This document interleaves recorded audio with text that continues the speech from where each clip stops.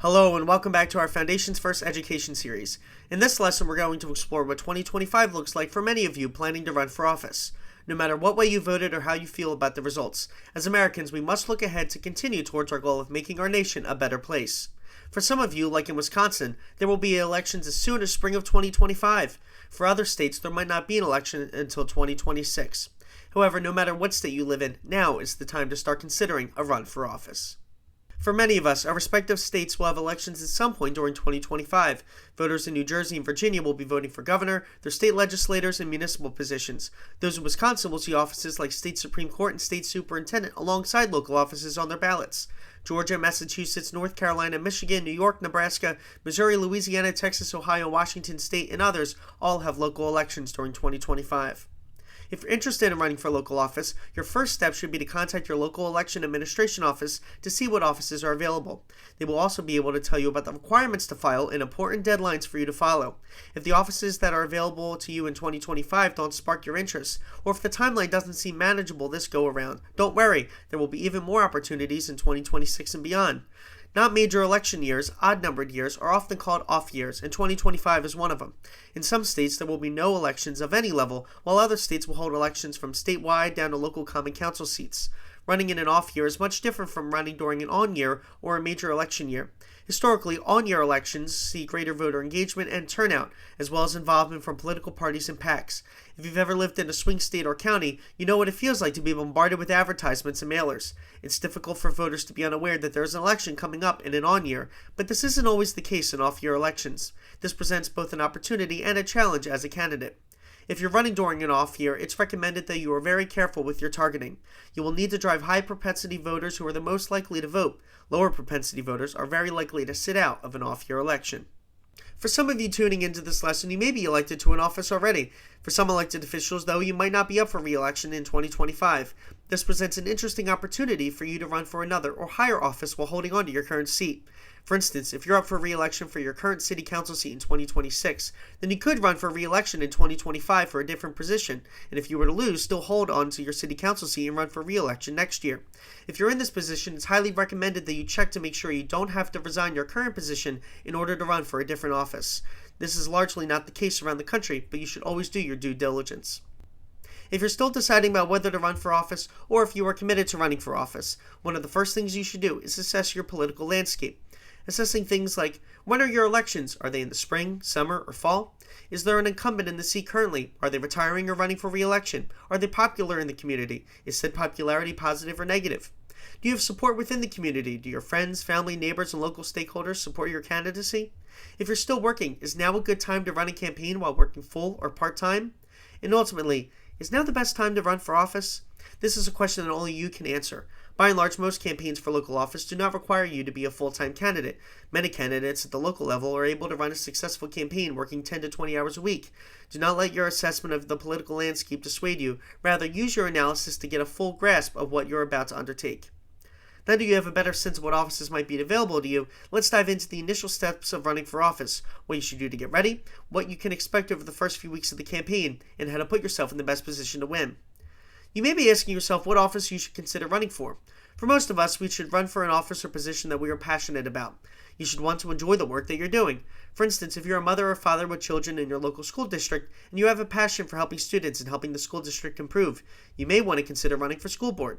If you're living in a town or city and want to help improve the roads, parks, or help community businesses grow, you may want to consider running for the town board or common council. You may also have a background that can match with a particular role. For instance, if you own a business, you may want to run for a role that can impact the economy, such as city council or state legislature. If you're a lawyer, you may want to run for a judicial seat. Consider your background, skills, passion, and other factors which can impact what office you run for. As you start to engage with the process of running for office, it's essential that you have a candid conversation with your family. Running for office is a huge commitment, and due to the amount of time it takes to run a successful campaign and hold elected office, you must talk to your family and get their support. The reality is that there's only a finite amount of time in the day, and running for office means a substantial amount of time away from loved ones. Many aspirants run into campaigns only to withdraw later due to unforeseen demands on their time. Some discover too late that family or employment issues are incompatible with running for and holding elected office. Once elected, the demands will continue to take time away from loved ones. The understanding of the full scope of the commitment is required, both as a candidate and as an office holder, is paramount before you can make your decision. One of the most important components of running for office and connecting with voters in your district is to formulate a campaign message. A campaign message is essential to connect with voters and help gain more visibility with your campaign. While messaging will vary depending on what office you're running for and the area you live in, every campaign should have 3 to 4 main talking points or messaging items that will connect with voters. Moving through this thought exercise to craft your message will help you and your campaign better understand the office you're running for, the community, and its voters. Step 1. Identify the office you're running for and the duties that surround it. For instance, if you're running for Congress, the oath sworn is to uphold the Constitution and represent the 700,000 plus constituents by advocating for their interest on federal matters. If you're running for municipal or county clerk, your role is to oversee elections and ensure that the administrative functions of the community run smoothly. If you're running for city council, your role is to be a legislator for your city, voting on issues that will come out in the form of legislation produced by City Hall.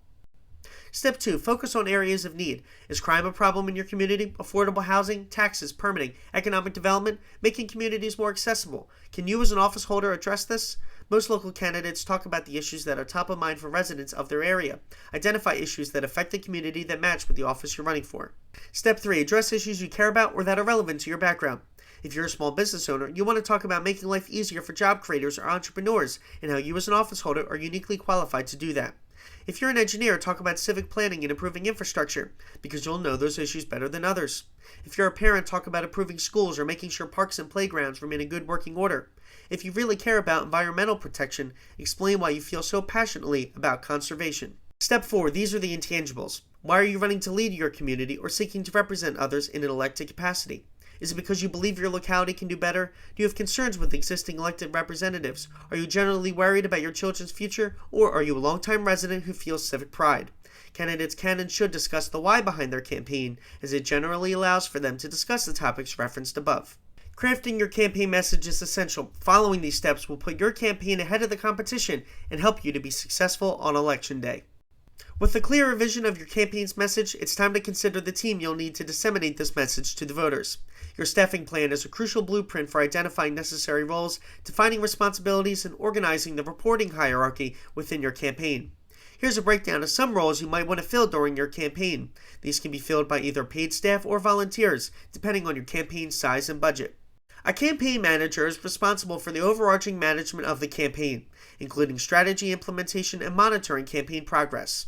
They are the main liaison to the candidate and any campaign committees, tasked with coordination and oversight of staff and volunteers.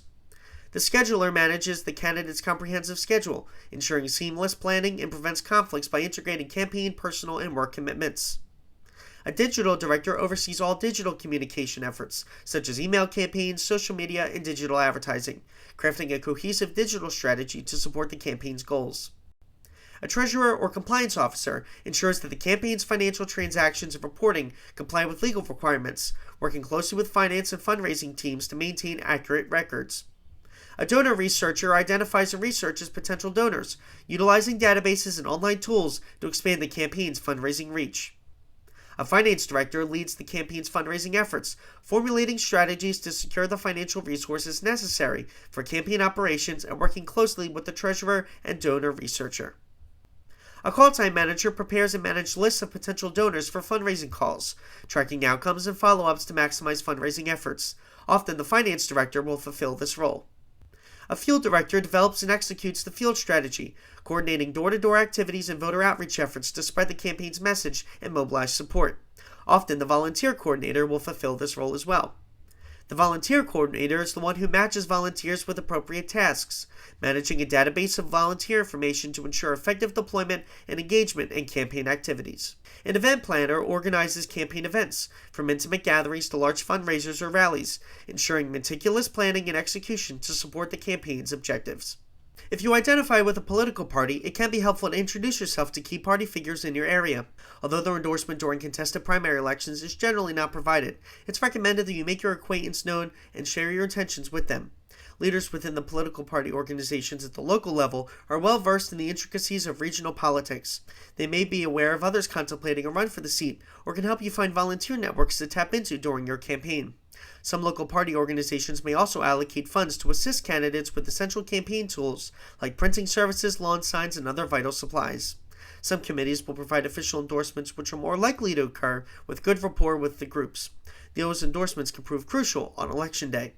Office holders in your area who are aligned with your views can be indispensable allies, providing access to a network of volunteers, contributors, and backers helpful to a campaign. These individuals have navigated their own paths to success in the electoral arena and might lend their support if they resonate with your candidacy's purpose. They possess an intimate understanding of the local voting populace, often gauging the electorate's priorities and concerns accurately. This cohort is privy to insights on existing policies or forthcoming legislative developments. For those championing a change in policy or law, being informed about potential initiatives already under consideration is vital, making these officials an invaluable resource for such intelligence. Prominent community personalities encompasses a wide array of individuals who hold sway within a community, such as previous office holders, respected heads of community groups, faith leaders, organizers, educators, coaches, and any other person you deem knowledgeable about the electorate's desires or necessities, and those who might bolster your campaign efforts. Should you opt to enter the race, it's advantageous to identify and engage these influential figures promptly, securing their support early in your campaign journey. Community-based advocacy groups are entities that represent groups of individuals united by a shared goal at the community level, often rallying for specific policy initiatives. Typically prominent and outspoken within their communities, these groups are regular attendees at local government sessions. Their size can vary dramatically from a handful of people to networks comprising of hundreds or even thousands of members. Aligning your campaign's objectives with the aims of a local grassroots organization can lead to gaining early backers. Numerous candidates for Congress have clinched their elections with the backing of pivotal grassroots organizations. Engaging with local advocacy groups that champion causes aligning with your legislative agenda can be a strategic move, potentially securing early supporters instrumental in achieving electoral success. As you reach out to local political organizations, stakeholders, and community groups, it will be equally as important for you to reach out to voters and members of the community to engage with them, hear their issues, and see what could be effective to talk about during your campaign. This part of the process works hand in hand with your campaign's messaging. You want to talk about issues that voters in your district or community care about. You do not want to just tell voters what you care about. Rather, you will want to speak to their issues and tell them how you can fix what they're concerned about. Walking your neighborhood, talking to neighbors, friends, family, and others that live in the community is a great way to start getting into the minds of voters in your area to see what issues matter most to them. The sooner that you can start this process, the better off you will be, since these conversations will help drive parts of your campaign's messaging. In the process of you reaching out to stakeholders, you need to start putting together your campaign plan. This plan will help guide you in the campaign between now and Election Day. A campaign without a detailed plan can face challenges, as it may lack defined objectives and benchmarks crucial for tracking progress. For instance, if you find your campaign is excelling in fundraising but lagging in voter engagement, your plan should engage in a strategic reallocation of resources to enhance voter outreach efforts. Here are a few key components of a thorough campaign plan. Number 1. Finances. This deals with budgeting and managing campaign finances to support sustained operations. Number 2. Research. This is in regards to understanding the electoral landscape and voter demographics. Number 3. Communications. It's all about developing a message that resonates with voters and planning media outreach. Number 4. Staffing. It's critical that you build a team that can execute the campaign strategy effectively. Before we wrap up, let's talk a little bit more about the finance plan. All campaigns need finances in order to exist and be successful. A finance plan outlines the financial framework of your campaign, incorporating estimated fundraising totals, anticipated expenses, and critical fundraising milestones. Part of this exercise is constructing a detailed budget pivotal for understanding the financial requirements of your campaign. Overestimating revenue can lead to jeopardizing your ability to achieve vote targets. For budgeting insights, reviewing financial reports from comparable past campaigns can provide valuable benchmarks. If historical data indicates a significant disparity between your budget and those of successful campaigns, seeking professional advice is advisable. After establishing your budget, formulate a plan detailing fundraising methods and timelines for reaching financial objectives. Remember, forming your campaign finance plan and budget does not need to be done right this minute, but use this information given today as a thought exercise as you begin to form your campaign. With a better understanding of what will go into the budget and overall finance plan, you will be in a better position to decide if you want to run for office. Thank you all for joining, and we hope that this lesson has given you a better understanding of what to think about as you explore a run for office in 2025 or 2026. No matter when you want to run for office, the earlier you start planning, the better. If you have any questions, feel free to email us at the email on screen, and someone on staff will get back to you as soon as possible. Thank you, and have a great day.